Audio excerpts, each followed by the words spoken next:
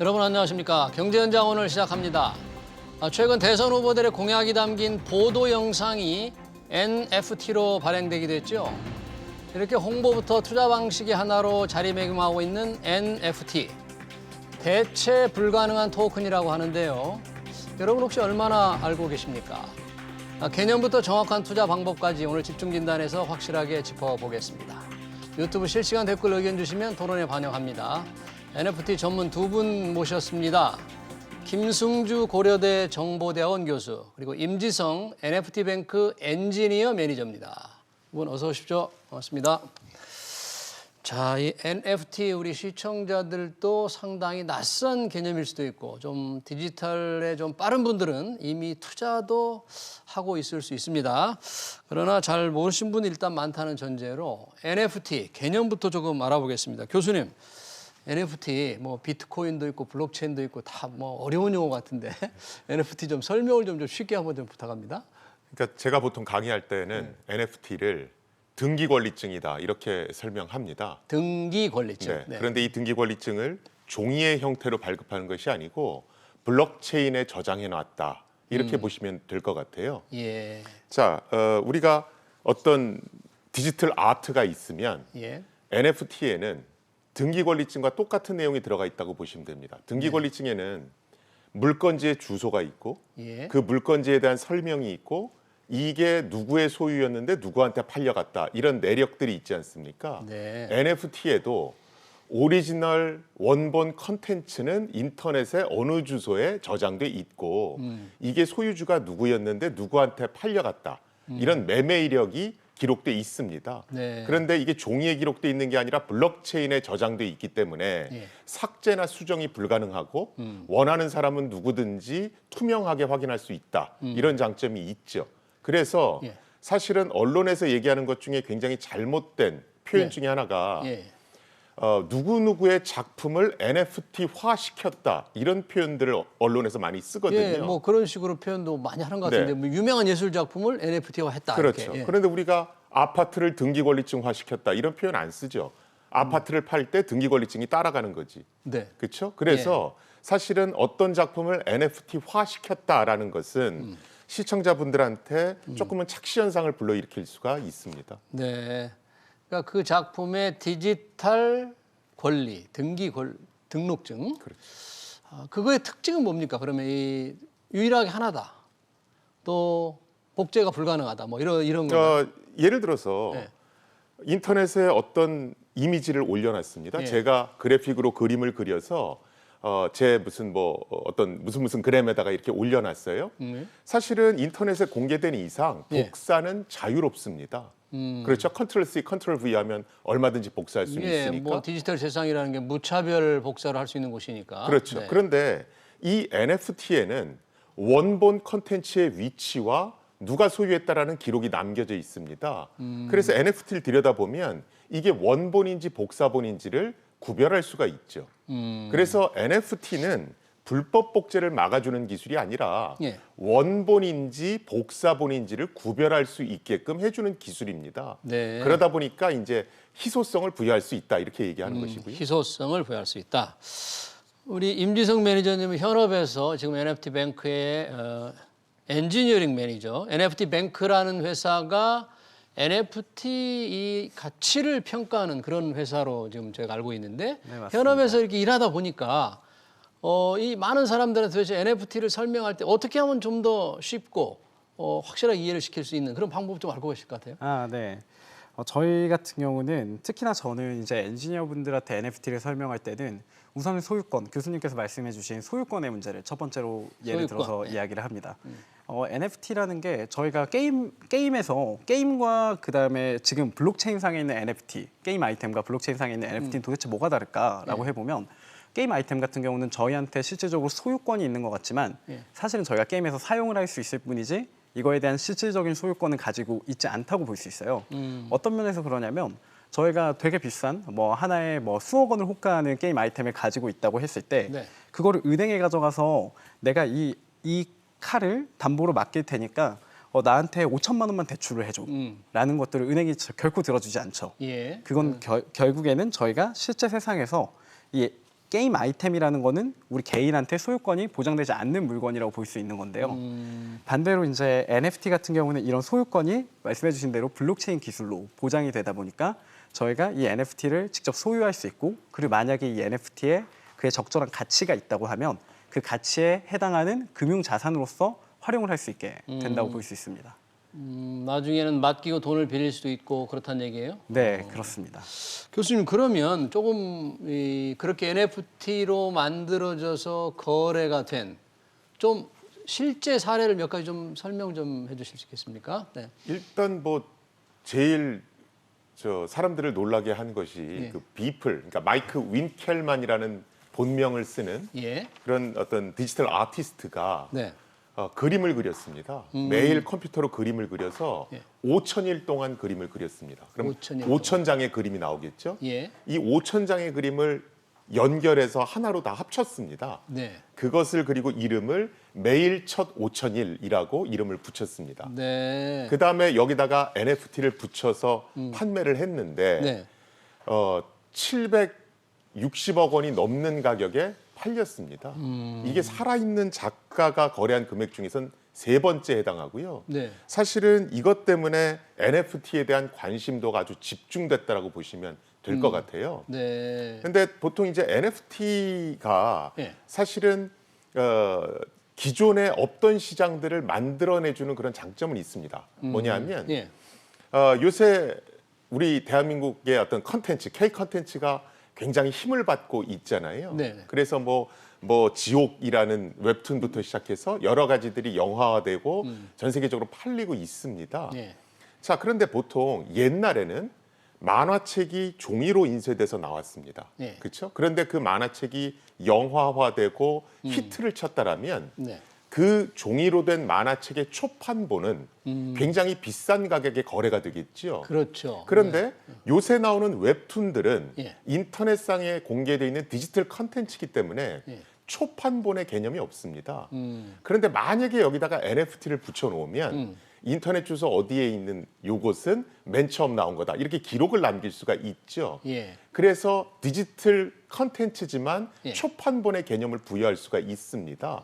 그럼 또 고가에 거래될 수가 있겠죠. 예. 그래서 최근에 무슨 모 회사에서 예. 뭐 웹툰 나 혼자만 레벨업이라는 유명한 만화의 예. 최종 장면을 예. NFT를 붙여서 한정 개수만큼 팔았던 적이 있습니다. 한정 개수로? 네, 이게 아주 히트를 쳐서 예. 공개 1분 만에 완판을 했었죠. 그렇군요. 그러면 지금 비플에 아까 뭐 거의 몇백억, 700억 넘게 거래가 됐다는데 그 말고도 이 게임과 관련된 그런 실제 거래되는 NFT 가 훨씬 더 상당히 많은 편인가요? 네, 이제 교수님께서 말씀해주신 이런 되게 거대하게 아주 큰 예, 금액에 팔린 비싼 거. NFT도 있지만 예. 또 한편으로는 저희가 이제 play to earn이라는 게임을 하면서 돈을 번다라는 예. 시장에서 사용되는 NFT들을 또 예로 들어볼 수 있겠는데요. 예.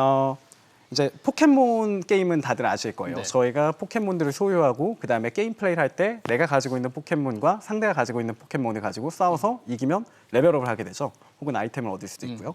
근데 이제 엑시 인피니티라는 이제 그 블록체인 시장에서는 굉장히 오래된 NFT 게임이 있는데요. 예. 이 엑시 인피니티는 포켓몬이랑 굉장히 비슷하다고 보시면 될 것 같아요. 예. 그래서 NFT화되어 있는 엑시라는 포켓몬과 비슷한 캐릭터들을 3개 구매를 한 다음에 예. 그 3개를 가지고 3대3 게임을 하게 되고 그 게임을 해서 이기는 경우에는 이제 돈을 벌 수 있는 그 엑시 인피니티라는 곳에서 발행한 토큰을 일부 상금으로 주게 되는데요. 예. 그러다 보니까 이 게임을 하면 돈이 당연히 잘 벌리고 예. 그러면 사람들은 내가 NFT를 미리 사서 좀 돈을 내고 사서 투자를 한 다음에 이 게임 플레이를 해가지고 돈을 벌어볼까라는 생각들을 하게 되고 실제로 엑시 인피니티 시장에는 엑시가 약 1,000만 개 정도 지금 발행되어 있고 그 1,000만 개가 발행되어 있다는 거는 유저들이 1,000만 개를 구매하는데 돈을 지불했다는 의미와 같다고 보시면 될 것 같습니다. 그래요. NFT가 그러니까 1,000만 개 이상 발행된 셈이네요. 네, 맞습니다. 그러면 지금 요즘에 메타버스 이른바 이것도 사실 쉽지 않은 용어지만 이 3차원 가상 세계를 의미하는 메타버스와 NFT는 어떤 서로 확장성을 넓혀주는 건가요? 어떤 관계가 있나요? 지금? 그러니까 사실은 뭐 옛날에 무슨 싸이 어쩌고 저쩌고 도토리 쓰는 네. 그런 것도 어떻게 보면 메타버스죠. 우리가 보통 라이프 로깅 스타일의 메타버스다 이렇게 얘기하는데 예. 그리고 무슨 뭐 리니지 같은 게임도 메타버스고 마인크래프트도 메타버스입니다. 그런데 옛날의 메타버스와 지금의 메타버스는 조금 차이가 있습니다. 옛날에 둘 다 뭐 아바타를 갖고 노는 예. 이런 것이지만 차이점은 옛날의 메타버스에서는 싸이월드 같은 메타버스에서는 이용자가 단순한 소비자입니다. 도토리 같은 것으로 배경음악도 사고 아바타 꾸미는 각종 아이템들을 산단 말이죠. 이용자가 소비자였는데. 그렇죠. 그런데 지금의 로블록스라든가 요새 각광을 받는 메타버스들은 예. 이용자가 프로슈머입니다. 생산자이자 프로슈머. 소비자인 거죠. 네. 사실은 이용자가 프로슈머인 플랫폼의 파괴력을 예. 우린 이미 경험했죠. 유튜브입니다. 유튜브. 이용자가 유튜버이자 단순히 컨텐츠를 소비하는 소비자일 수가 있지요. 예. 우리가 유튜버들 보고 논다고 안 하잖아요. 일종의 직업을 가졌다라고 얘기를 그렇죠. 합니다. 그리고 굉장히 큰 돈을 벌 수도 있고요. 지금 로블록스 같은 것은 네. 유튜브처럼 동영상을 올리는 게 아니고요. 로블록스란 회사에서 게임을 제작할 수 있는 도구를 준비해 놨습니다. 예. 그 게임 제작 도구를 가지고 게임을 만드는 거예요. 이용자가 직접 만든다. 그렇죠. 그러면 그걸 유튜브 동영상 올리듯이 올려놓는 거죠. 그럼 사용자들이 그 게임을 하고 뭐 공짜는 아니니까 돈을 내고 할 거 아닙니까? 네. 그러면 그 수익을 로블록스 회사와 이용자가 나눠 갖는 겁니다. 네. 즉 이용자는 게임을 제작하는 제작자가 될 수도 있고 또는 단순히 게임을 하는 소비자가 될 수도 있죠. 예. 실제로 외국에서 24살짜리 청년이 예. 1년에 100만 달러씩 번다. 이런 어떤 보도가 나온 적도 있고요. 예. 그리고 예를 들어 국내 네이버라는 회사가 제페토라고 하는 메타버스를 제페토, 하고 네. 있죠. 여기서도 네. 어떤 아바타들이 입고 다니는 옷이나 장신구들을 네이버가 만드는 것이 아니고요. 네. 이용자들이 직접 디자인할 수가 있습니다. 이 디자이너 수만 50만 명입니다. 여기서 돈을 가장 잘 버는 디자이너가 렌지라고 하는 1세대 크리에이터가 있는데요. 렌즈. 네, 렌지요. 렌지. 예. 이분이 한 달에 버는 돈이 1,500만 원입니다. 그래요. 디지털 아이템을 팔아서 돈을 버는 거죠. 자, 그런데 우리가 유튜브에서 예. 유튜브를 운영하는 구글이 가장 신경 쓰는 게 어떤 걸까요? 신경 쓰는 이용자 수. 이용자 수를 신경 쓰지만 그걸 위해서 신경 쓰는 건 저작권 보호죠. 아, 저작권. 그래서 그래야 방송 되겠네요. 콘텐츠를 무단으로 복제해서 그렇죠. 올리면 바로바로 차단합니다. 네. 그렇죠? 왜냐하면 원본 어떤 저작권을 보호해주지 않으면 네. 프로슈머 생태계가 깨져버리거든요. 음. 자, 메타버스에서 이용자들이 게임도 만들고 아바타들이 입는 각종 아이템을 만드는데 예. 이게 디지털 아이템이다 보니까 복사가 쉽습니다. 아, 복제가 쉽다. 그렇죠. 그래서 여기서 원본과 복제본을 구별해낼 수 있는 수단을 제공해주지 않으면 프로슈머 생태계가 망가질 수가 있죠. 그렇군요. 그걸 하는데 NFT가 도움을 줄 수 있다라고 얘기하는 겁니다. 예. 그러니까 메타버스가 활성화되면 당연히 그거에 복제가 불가능한 고유성을 인정해주는 NFT도 활성화될 수 있다고 이렇게 좀 생각할 수 있겠네요. 아, 그래서 이렇게 거래가 많이 늘어나는군요. 전체적으로 지금 거래는 어느 정도 세계적으로 본다면 뭐 어떻게 이게 집계가 가능할지 모르겠습니다만 어느 정도나 거래가 되고 있습니까? 거래량에 대해서는 우선은 마켓캡, 그러니까 시장에 얼마나 많은 NFT들이 나와 있고 그 NFT들의 총 가치의 합이 얼마나 되느냐부터 먼저 이야기를 해볼 수 있을 것 같아요. NFT의 시장 가치 합, 주식처럼 시총의 합. 네, 맞습니다. 그게 얼마나 돼요? 네, 그 시장 가치를 먼저 따져보면 네. 2020년 말까지 추산했을 때는 약 5천억 정도 되었었어요. 저희 NFT 뱅크 같은 경우에는 처음부터 데이터 회사였기 때문에 데이터들을 계속 트래킹을 해왔었는데 2020년 말에는 5천억이었던 게 2021년에 이제 아트 붐이라는 게 일어나기 시작해요. 그래서 비플 780억짜리 비플을 말씀하셨는데 그런 비플이 팔리고 그 다음에 되게 많은 아티스트들이 NFT를 팔기 시작하고 사람들이 아트 작품들을 사고 팔고 하면서 자연스럽게 시총이 첫 분기 2021년 첫 분기에는 약 3조 정도가 되고요. 예. 그러다가 작년 말 그리고 올 초에 지금 현재 시총은 25에서 30조 정도로 NFT의 가치의 총량이 30조 가량 된다고 보여지고 시가총이 있어요. 30조 원 정도 네, 된다. 30조 맞습니다. 원 단위죠, 그거는? 맞습니다. 네. 근데 전체적인 가치 평가를 시총은 가치를 평가해야 될 때 그렇게 가치가 다 평가되어 있나요? 그 부분은 이제 기존에 여러 가지 방식들이 시도가 되어 왔는데요. 네. 우선은 가장 첫 번째로 시도된 방식은 거래되는 NFT들의 가격의 중앙값 혹은 평균값을 가지고 일반적으로 이런 비슷한 종류를 가진 NFT들은 이 정도 가격이 될 거야라고 추산하는 방식으로 계산이 되었었고요. 예. 그러다가 최근에는 이제 오픈시라는 마켓플레이스 등에서 거래가 활발해지면서 오픈시. 예. 네. 그러면서 이 플로어 프라이스, 바닥 가격이라는 게 등장하게 되는데요. 이 바닥 가격 같은 경우에는 사람들이 이 NFT를 팔기 위해서 여러 NFT를 특정 가격에 내놓게 되는데 그때 가장 싼 가격이라고 보실 수 있을 것 같아요. 그래서 네. 제가 이 NFT를 취득하겠다라고 마음을 먹었을 때 최소한 얼마 정도는 내야 하는가라는 방식으로 요즘 마켓캡을 추산하는 곳들도 있고요. 저희 같은 경우에는 아까 말씀드렸던 시장의 평균값으로 추산을 먼저 하고 있습니다. NFT 뱅크에서는 네, 평균값으로 그렇습니다. NFT 뱅크가 NFT의 가치를 평가하는 것이니까 제가 궁금한 건 교수님 저는 이제 얼마나 거래가 많이 이루어지고 있나 하는 그런 건데 이 시가총액과도 뭐 관련이 있을 법하지만 어느 정도 지금 거래가 이루어지고 있습니까? 거래량으로 친다면 이걸 어떻게 사실은 금액으로? 거래액, 예. 거래량 예. 뭐 이런 것들이 업체들마다 조금씩 차이가 있긴 합니다. 예. 거기다가 사실은 이제 비플의 작품 얘기도 했지만 아, 처음에는 그 가격을 받았는데 예. 사실은 그 위에 상당히 많이 떨어졌습니다. 그 가격이. 네네. 아. 그래서 NFT 시장의 가격을 정확히 이게 이 정도 규모다 정확히 추정하는 건 쉽지는 않은 거고요. 그러네요. 또 예. NFT 시장에서 가장 공격을 많이 받는 것 중에 하나가 예. 비싼 돈에 거래가 됐는데 예. 결국 그거 산 사람도 잘 보니까 NFT 사업하는 사람들이 산 거 아니냐. 그러니까 이게 인위적으로 이 가격을 좀 띄우기 위해서 자전거래 비슷한 걸 하는 게 아니냐라는 의혹도 사실은 있습니다. 예. 그래서 지금 뭐 시장 규모들이 계속 언급은 되지만 저기에는 어느 정도 거품이 끼어 있는 거품이 것도 있을 수 사실이다를 인지하신 상태에서 저 수치를 보셔야 될 것 같습니다. 알겠습니다. 상당히 그 숫자만 단순하게 볼 경우에 거품일 수 있다. 그러면 NFT를 한편으로서는 만들어서 디지털 어떤 거래소에 올리는 방법이 있을 수 있고 만들지 않고 투자를 하는 방법도 많이 있잖아요. 그러면 투자를 하려면 사고 팔려면 어디서 하는 거예요, 이게? 사실은 뭐 아까 오픈세이 말씀을 하셨지만 오픈시. 인터넷에서 그런 것들을 사고 팔 수 있는 그런 사이트들이 꽤 있다라고 보시면 됩니다. 사실은 NFT가 어떤 사회에 미친 영향이 예. 아마추어 아티스트들한테 어떤 등단의 문을 낮췄다라는 그런 게 사실 NFT의 가장 큰 역할일 것 같아요. 예. 뭐냐면 우리가 애플의 앱스토어를 얘기할 때 예. 애플의 앱스토어가 1인 소프트웨어 개발자 시대를 열었다 이렇게 얘기합니다. 옛날에는 소프트웨어를 개발해서 팔려고 그랬으면 소프트웨어 만드는 회사에 취직해서 예. 그 회사 이름으로 소프트웨어를 팔았어야 됐죠. 네. 그렇죠? 그런데 애플이라는 회사가 앱스토어라는 걸 만들면서 내가 굳이 회사에 들어가지 않아도 집에서 소프트웨어를 만든 다음에 앱스토어에다 올리면 됩니다. 예. 그럼 내가 부자가 될 수 있죠.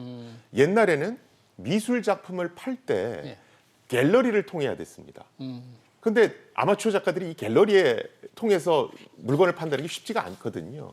그런데 요새는 NFT라는 게 나오고 인터넷에 판매 사이트가 나오면서 네. 내가 그린 그림인데 내가 봐도 괜찮은 것 같아요. 또는 내가 등산을 하면서 사진을 찍었는데 주변 사람 보여주니까 괜찮은 것 같아요. 그러면 블로그에 그냥 올리면 컨트롤 C, 컨트롤 V 많이 할 테니까 NFT를 붙입니다. 네. 김승주가 언제 어디서 찍었다. 그 다음에 그것을 오픈시 같은 판매 사이트에 그냥 올려보는 겁니다. 그러면 사고 사겠다는 팔 수가 사람이 있죠. 나오면 그렇죠. 팔리는 그래서 거고. 등단의 문턱을 낮춰줬다. 이렇게 보시면 될 것 같습니다. 그러네요. 앱스토어, 애플 앱스토어를 연상하니까 금방 이해는 되는데 그러면 누군가가 방금 말씀하신 대로 자기가 좋아하는 취미 생활인데 자기 스스로 한 이런 걸 사진화해서 사진을 NFT로 만들어서 좀 올리고 싶다. 팔고 싶다. 그러면 어떤 몇 단계의 절차가 좀 필요할까요? 어떤 걸 해야 될까요? 간단하게 이제 오픈시에서 NFT를 올리는 방식을 한번 예로 들어보면요. 오픈시에서. 네. 뭐 되게 많은 방식들이 있습니다. 그 블록체인이라는 거는 애초에 퍼블릭한 이더리움을 예로 들자면 퍼블릭한 블록체인이기 때문에 저희가 컴퓨터를 잘하면 예. 어떤 방법으로든지 NFT를 올릴 수가 있는데요. 예. 근데 이제 그 소비자 입장에서 가장 편한 방법 같은 경우는 이런 것들을 올리기 쉽게 만들어준 공간들이 존재하고요. 그 중에서 오픈시 같은 경우에는 사람들이 NFT를 쉽게 발행하고 그거를 팔 수 있게 해줘야 되다 보니까 이런 것들을 잘 갖춰놨다고 보시면 될 것 같습니다. 첫 번째로는 두 가지 중에 하나를 선택하는데요. 컨트랙트, 그러니까 NFT라는 거는 사실 그 밑에 컨트랙트라는 어떤 계약서 기반해서 만들어지는데요. 예. 컨트랙트를 오픈시에서 만들어준 걸 쓸 건지 자기가 직접 만들 건지 결정을 하고요. 네. 그다음에 그 안에서 어떤 NFT에 어떤 이미지 그리고 이 NFT에 들어가는 뭐 이 작품의 제목이라던가 발행 연도, 발행 개수 등들을 설정하게 되고요. 그다음에 실제로 발행을 해서 마켓플레이스에 올리게 됩니다. 그렇군요. 교수님, 국내에서는 이런 NFT를 거래할 수 있는 지금 방금 글로벌 플랫폼 오픈시 같은 이런 건 없나요? 국내에는? 국내도 있고요. 국내에도 어떤- 이제 대표적인 카카오의 자회사 예. 중에 하나인 그라운드 X에서 만든 예. 그 플랫폼이 있습니다. 예, 그래서 그 회사는 얼마 전에 NFT에 집중하겠다라고 발표한 적도 있고요. 예. 그런데 사실은 이 NFT의 역사는 꽤 오래됐습니다. 그래요? 예, 그래서 최근 10여 년 기간이에요? 이상부터 됐다라고 보시면 되고요. 사실은 우리가 NFT라는 이름을 안 썼을 뿐이지 예. 최초의 NFT로 일컬어지는 것은 네. 네임 코인이라고 하는 겁니다. 네임 코인. 네, 우리가 눈에 안 보이는 디지털 정보 중에서 예. 굉장히 비싸게 거래되는 게 있습니다. 그게 뭐, 예. 도메인 네임이죠. 도메인. 그렇죠. 예, 이건 그렇죠. 사람들이 다 비싸게 주고 산다고 네, 생각을 네. 하잖아요. 보통 내가 도메인 네임을 사면 그게 특정 회사의 중앙 서버에 이 도메인 네임은 누가 사갔다 이렇게 네. 저장됩니다. 그런데 그럴 경우에는 그 중앙 서버에 기록된 데이터가 해킹을 당한다든가 예. 아니면 그 도메인 네임 기록을 관리하는 관리자가 조금 나쁜 마음을 품으면 이 정보를 조작할 수 있단 말이죠. 그래서 이 도메인 네임을 누가 사갔다라는 정보를 블록체인에 저장해 보자. 네. 이게 네임 코인이고요. 이게 NFT의 시작입니다. 그러다가 이제 이더리움, 우리가 네, 2세대 암호화폐인 이더리움. 네. 이더리움이라는 게 나오면서 이제 NFT란 용어도 나오고 그 NFT를 만들기 위한 공식적인 표준들이 나오기 시작을 합니다. 예. 그러면서 이제 이런 표준을 이용해서 만들어진 최초의 NFT가 예. 우리가 보통 얘기하는 크립토 키티라고 하는 고양이 아이템 사고 파는 게임이 있습니다. 그래서 거기서 이제 NFT를 공식적으로 표준화시켜서 쓰기 시작을 했고요. 예. 이더리움이 아무래도 표준화 같은 걸 먼저 시작했으니까 이더리움의 NFT 생태계가 제일 공고한 것 중에 하나겠지요. 그런데 다른 암호화폐들도 NFT 기능을 지원하기 시작하면서 예. 요새는 많은 블록체인들이 NFT를 지원하고요. 국내에서 만들어진 그 카카오 자회사의 경우에도 네. 독자 블록체인 상에서 NFT를 지원하고 있습니다. 네. 뭐 좀 조금씩 이해가 될 듯합니다만 이 NFT가 다양한 형태의 다양한 자산이 이제 종류가 있을 텐데 NFT 뱅크가 가치를 평가한다고 할 때 아까 중간값을 활용한다고 했잖아요. 네. 그러면 특별한 솔루션이 있는 거예요? 이제 저희 같은 경우에는 가치 평가에 대해서 NFT가 도대체 가치 평가를 어떻게 하는가를 물어볼 때 쉽게 설명하기 위해서 부동산을 예로 들곤 해요. 예. 부동산이라는 게 저희가 되게 희소하게 거래가 되고 강남에 있는 되게 비싼 뭐 반포에 있는 뭐 아파트 같은 경우에는 실거래액이 찍히긴 하지만 어떤 203동 1202호의 가격이란 거는 굉장히 드물게 거래가 발생하고 예. 그렇기 때문에 저희가 그 딱 집 하나의 가격을 측정하기는 어렵단 말이죠. 근데 NFT도 그와 비슷하다고 보시면 될 것 같아요. 예. 사실은 비슷한 종류들이 존재하고 예. 공유하는 어떤 특성들도 가지고 있는데 예를 들어서 12층짜리 아파트 집들은 같은 층이라는 중층 혹은 고층이라는 같은 특성을 보유하고 있고요. 강변에 있는 아파트들, 집들, 창을 내다봤을 때 한강이 보인다라는 것도 같은 특성들을 공유하고 있는 거겠죠. 그런 같은 특성들을 공유하고 있는 NFT들을 같이 데이터를 찾아내고 그다음에 그중에서 특정 거래가 일어난 NFT들의 거래 기록을 추적하고 네. 그것들을 바탕으로 요즘 AI 기술을 통해서 거래 가격 그리고 NFT들의 하나하나의 개별 가격을 예측하고 있습니다. 또 인공지능을 활용해 가지고 그렇게 하는군요. 그렇습니다. 이 NFT가 복제하기 불가능하다 그러는데 예를 들면 뭐 모나리자를 약간 디지털로 좀 바꿔서 그걸 NFT로 만들면 지적재산권 이런 문제들이 여러 가지로 복잡하게 얽힐 것 같은데 혹시 그런 문제들은 어떻게 이게 해결을 할 수 있나요? 일단은 NFT를 사고 파는 것은 네. 소유권을 사고 파는 것이지 저작권을 사고 파는 건 아닙니다. 저작권은 전혀 그렇죠. 별개인 예를 거죠? 들어서 아파트를 매매하면서 등기 권리증을 넘겼습니다. 예. 그럼 그 아파트의 소유권을 사는 거죠. 그렇죠. 아파트 디자인과 관련한 저작권은 설계자가 갖고 있는 거죠. 그래서 NFT를 거래한다 함은 예. 소유권을 주고받는 행위다라고 보시면 될 것 같고요. 네. 간혹 외국의 성공한 NFT 거래 중에는 예. 별도의 계약서를 만들어서 작가들이 이 저작권 또한 넘기겠다. 이렇게 표방하는 경우가 있습니다. 예. 그런데 그것은 NFT의 본질적인 속성은 아니고요. 저작권을 사는 건 아니니까. 그렇죠. 그런데 가장 큰 문제는 예. 이 NFT 또 NFT의 소유권, 저작권과 관련한 법 체계가 마련돼 있지는 않습니다. 하다못해 네. 제도적 기반이 지금 전혀 없는 거네요. 그렇죠. 뭐 지금 대선 주자들께서 뭐 NFT 얘기도 하시는 것 같은데 지금 NFT를 가상 자산으로 볼 거냐 말 거냐 이것 자체도 지금 정해져 있지 않습니다. 네. 왜 그러냐면 기존의 비트코인 같은 것은 네. 그 가상 자산 자체가 가치를 갖습니다. 1비트코인이 예를 들어 뭐 5천만 원에다 6천만 원 이렇게 가격을 갖죠. 예. 그렇죠? 그런데 NFT는 NFT가 독자적으로 존재하는 것이 아니고 오리지널 컨텐츠가 있고 NFT가 딸려가는 겁니다. 그렇죠. 그러면 이랬을 때 가치는 오리지널 컨텐츠가 갖고 있는 거죠. NFT는 보조적인 수단이거든요. 예. 그래서 기존의 비트코인이나 이더리움은 그 자체가 가치를 갖는데 NFT는 오리지널 컨텐츠가 그 가치를 갖는 것이니 예. 이걸 가상자산으로 보는 게 과연 맞는가 아닌가? 틀리는가 이런 논란들이 좀 있습니다. 관련 법제화가 빨리 이루어져야만 거래도 활성화되고 뭔가 사업도 좀 활발해질 텐데 그런 게 지금 정비가 전혀 안 돼 있는 거네요. 그렇죠. 그래서 뭐 문화체육관광부가 뭐 신경을 쓰는 건 같습니다만 예. 이게 또 쉽지가 않은 것이 기술이 워낙 다양하고 또 블록체인이라는 게 글로벌하게 여러 나라에 걸쳐서 운영되기 때문에 예. 어느 나라의 법 체계를 따를 거냐. 예를 들어 저작권을 도대체 어느 나라 법의 저작권을 따라야 될 것이냐 뭐 이런 논란들이 좀 있습니다. 네. 그래서 그 부분에 대해서 아무튼 정부도 예전에 좀 우리가 가상자산 할 때는 좀 뒷발 잡는 시기였는데 이런 것들은 좀 선제적으로 치고 나가서 시장이 조기에 안정되게 할 필요성은 있어 보입니다. 네. 자, 이 NFT 관련해서 우리 NFT 뱅크는 가치를 평가한다는데 우리 기업들 중에서 국내 기업들 중에서 이런 NFT 관련 사업을 조금 활발하게 하고 있다거나 주목 눈길을 끄는 회사나 이런 데가 좀 있습니까, 우리? 방금 이제 나왔던 얘기 중에 그라운드X, 그라운드X. 카카오 자회사인 그라운드X도 NFT에 굉장히 많은 집중을 하고 있는 것으로 보이고요. 예. 그다음에 이제 해시드 같은 예. NFT뿐만 아니라 블록체인 회사들에 직접적으로 투자를 많이 했던 투자 기관도 내부적으로 이제 새로운 NFT 프로젝트들을 네. 안에서 베이킹하고 있는 걸로 알고 있고요. 네. 그래서 굉장히 많은 팀들이 실질적으로 NFT 그리고 NFT 기반의 커뮤니티, 그다음에 뭐 NFT에 의한 크리에이터 이코노미에 대한 지원 이런 방향 여러 가지 방향으로 한 발씩 나가고 있는 걸로 보입니다. 네, 알겠습니다.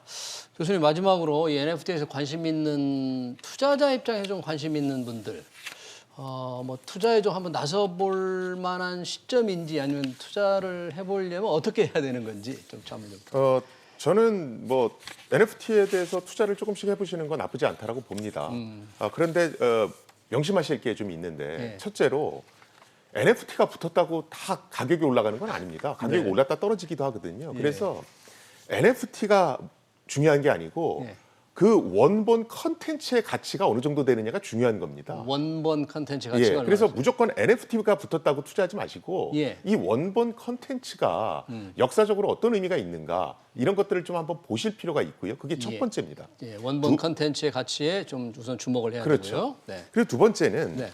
이 외국에 보면 성공한 NFT 거래와 실패한 NFT 거래가 있습니다. 예. 그런데 그걸 따져보면 네. NFT 매매에 있어서 굉장히 중요한 게 예. 팬덤이 형성돼 있느냐가 굉장히 중요합니다. 팬들이 얼마나 형성돼 너 있느냐. 이거 샀어? 그거 네가 갖고 있어? 뭐 이런 거예요. BTS 같이. 그렇죠. 네. 그래서 BTS가 NFT 시장에 진출한다고 그럴 때 예. 이거 성공할 확률이 높다 이렇게 얘기한 겁니다. 한국의 웹툰 중에서도 성공하는 것들은 팬덤을 갖고 있는 것들이거든요. 예. 그렇죠. 그래서 이게 과연 충분한 팬덤을 갖고 있느냐 그걸 좀 따져보시면 좋을 것 같습니다. 네, 첫 번째는 원본의 가치가 얼마나 되느냐, 두 번째는 팬덤을 얼마나 확보하고 있느냐. 투자할 때 이런 걸 주목하라는 얘기죠. 우리 매니저님도 한번 짧게 좀 투자할 때 혹시 주의할 점이라든지 좀 권유할 만한 거 좀 부탁합니다. 네. 우선은 저희가 가치 평가를 하면서 느끼는 것은 NFT라는 거는 굉장히 많은 정보들의 비대칭이 존재한다고 생각을 해요. NFT 시장에는 특히나 코인은 그냥 거래소에서 들어가서 어느 거래소에 들어가든 가격들을 알 수가 있는데 네. 반면에 NFT는 서로 너무 다르기 때문에 정보 비대칭이 존재하고 정보의 비대칭이 있다. 그렇기 때문에 당연히 기회도 존재하는 곳이라고 생각을 하고요. 근데 하지만 항상 주의하셔야 될 점은 그 기회만큼이나 리스크도 존재하기 때문에 저희가 단순히 이 NFT라는 거를 돈이 잘 벌리고 그다음에 언제든 기회가 넘쳐나는 시장이라고 보기보다는 시장을 좀 더 자세히 들여다보고 그다음에 기회가 있을 때 좀 더 분석해보는 식으로 접근을 해보는 거를 권장드립니다. 잘 알겠습니다. 대체 불가능한 토큰 NFT에 대한 토론 여기서 마치겠습니다. 지금까지 김승주 고려대 정보대학원 교수 그리고 임지성 NFT뱅크 엔지니어링 매니저였습니다. 고맙습니다. 고맙습니다. 네.